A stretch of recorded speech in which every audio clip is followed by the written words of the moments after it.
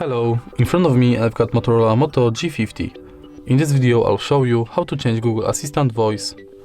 In the beginning enter Google app, tap button in the right corner and go to settings. Enter Google Assistant and enter Assistant voice. Here's the list of all available voices. Here are the voices you can pick for your Google Assistant. If you like this voice and want me to keep using it, just stop here. Here are the voices you can pick for your Google Assistant. If you like this voice and want me to keep using it, just stop here. If you find this video helpful, please leave like, comment and subscribe.